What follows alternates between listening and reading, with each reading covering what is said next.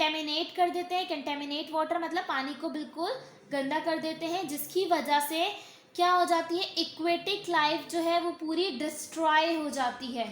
Aquatic life क्या, जो पानी में एक्वा, एक्वेटिक क्या है, एक्वा से निकला। एक्वा क्या है, वाटर। जो हमारे पास पानी में जो जिंदगी पाई जाती है, मछलियाँ हो गई, फिशीज हो गई, फ्रॉग्स हो गई, ये सारी चीज़ें जितनी भी एक्वेटिक लाइफ है उसको तबाह कर देती है। क्योंकि जब वाटर पोल्यूशन की वजह से, किसकी वजह से होती है, ह्यूमन एक्टिविटीज़ की वजह से क्या होता है, वाटर पोल्यूशन क्रिएट होती है। और उस वाटर पोल्यूशन की वजह से बेटा क्या होता है, एक्वेटिक लाइफ पूरी डिस्ट्रॉय हो जाती है, खत्म हो जाती है। नेक्स्ट आ जाते हैं हमारे पास क्लोरोफ्लोरो क्लोरोफ्लोरो क्या है, क्लोरोफ्लोरो केमिकल जो है हमारे पास, अगर मैं बात करूँ क्लोरोफ्लोरो केमिकल्स जब रिएक्ट करते हैं ओजोन लेयर से, जब बहुत ज़्यादा ब्लास्ट वगैरह होते हैं, ब्लास्ट होते हैं, तो क्या होता है, क्लोरोफ्लोरो केमिकल्स रिलीज होते हैं। तो ये जब रिएक्ट करते हैं किससे, ओजोन लेयर से। ओजोन लेयर के हमारे पास O3 से जब ये रिएक्ट करते हैं तो ये क्या करते हैं, ओजोन लेयर जो हमें प्रोटेक्ट कर रही होती है, ताकि हमारे पास जो सन की रेजेस है, अल्ट्रावायलेट रेजेस जो छन कर आती हैं, क्या है, ओजोन लेयर क्या है, एक तरह की बेटा, जिसकी वजह से जो लाइट है वो डायरेक्टली हमारी तरफ पास नहीं होती, इस ओजोन की लेयर्स की वजह से उसे छन कर आती है लाइट, जिसकी वजह से वो हम पे इफेक्ट नहीं करती। लेकिन जब ये ब्लास्ट वगैरह होते हैं तो ये इनमें रिएक्ट करते हैं, ओजोन लेयर से रिएक्ट करते हैं, और हमारे पास O3 से जब रिएक्ट करते हैं तो ये ओजोन लेयर में क्या करते हैं, होल्स क्रिएट कर देते हैं। जब होल्स क्रिएट करते हैं तो जो सनलाइट की अल्ट्रावायलेट रेजेस हैं वो डायरेक्टली हमारे पास आते हैं, जो इसलिए जब वो सूरज की रोशनी डायरेक्टली हम पर आती है तो क्या उसकी वजह से कैंसर कोज होता है। जैसे स्किन कैंसर की बात करें तो वो क्या है हमारे पास, और हमारी एयर पोल्यूशन यानी कि एयर को पोल्यूटेड कर देते हैं, तो ये क्या करते हैं, एयर पोल्यूशन कॉज करते हैं। तो ये हम किस में डिस्कस कर रहे हैं, एनवायरमेंटल केमिस्ट्री में। एनवायरमेंटल केमिस्ट्री में हम कंपोनेंट्स के बारे में पढ़ते हैं, कौन से, बायोटिक कंपोनेंट्स, एबायोटिक कंपोनेंट्स, के वाटर क्या है, वाटर क्या ज़रूरत है ह्यूमन बीइंग्स की, बर्ड्स की जो ज़रूरत है, और ह्यूमन बीइंग्स की एक्टिविटीज़ के जो इफेक्ट्स हमारे इन्वायरमेंट्स पे आते हैं, जैसे कि वो वाटर पोल्यूशन कॉज करते हैं, जितना भी गंदा पानी होता है उसकी वजह से एक्वेटिक लाइफ पूरी डिस्ट्रॉय, तबाह हो जाती है। अब क्लोरोफ्लोरो एलिमेंट्स जो है वो ओजोन लेयर्स पे होल्स क्रिएट करती है, उसकी वजह से अल्ट्रावायलेट रेज, जो सनलाइट की रेज आती हैं वो डायरेक्टली क्या कॉज करती है, स्किन कैंसर कॉज करती हैं, बहुत सारी डिजीज कॉज करती हैं।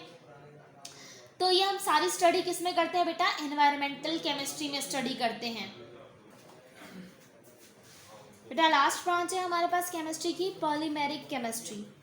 पॉलीमेरिक केमिस्ट्री क्या, जो हम घरों में यूज़ करते हैं, पीवीसी पाइप्स यूज़ करते हैं, हाउस होल्ड्स के लिए प्लास्टिक्स यूज़ करे होते हैं, पेपर्स का यूज़ करे होते हैं, फाइबर्स हो गया, जो बड़े बड़े थ्रेड्स फाइबर्स होते हैं उनसे थ्रेड बनते हैं, और उन थ्रेड्स की मदद से क्या बनते हैं, क्लोथ्स बनाए जाते हैं। तो पॉलीमेरिक केमिस्ट्री में हम सिंपल किसके बारे में स्टडी करते हैं, पीवीसी पाइप्स के बारे में। जो पॉलीमेरिक है क्या, ऐसे स्मॉल पार्टिकल्स हैं बेटा जिनको कंबाइन करने की सूरत में एक बड़ी चीज़ बनती है। लाइक पाइप्स को छोटे छोटे पार्टिकल्स हैं, उनको जब हम कंबाइन करते हैं तो एक पीवीसी पाइप तैयार होती है। हाउस होल्ड्स में जो प्लास्टिक्स यूज़ किए जाते हैं वो तैयार किए जाते हैं। पेपर्स, जो सिंपल मैं ये पेपर की बात कर रही हूँ, ये भी पॉलीमेरिक केमिस्ट्री की वजह से होते हैं। तो ये सारी स्टडी हम बेटा किस में करते हैं, पॉलीमेरिक केमिस्ट्री में स्टडी करते हैं।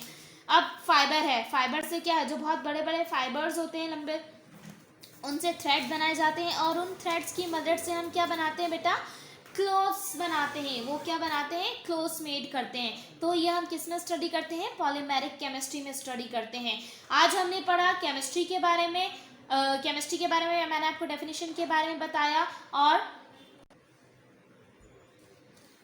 आज बेटा हमने डिस्कस किया ब्रांचेस ऑफ केमिस्ट्री के बारे में, केमिस्ट्री के बारे में पढ़ा कि कौन कौन सी ब्रांचेस है। फिजिकल केमिस्ट्री क्या है हमारे पास, सही है, फिजिकल केमिस्ट्री क्या है, it is the relationship between composition and physical chemistry. Organic chemistry में हम ऑर्गेनिक कंपाउंड्स, हाइड्रोकार्बन कंपाउंड्स और उनके डेरिवेटिव्स के बारे में स्टडी करते हैं।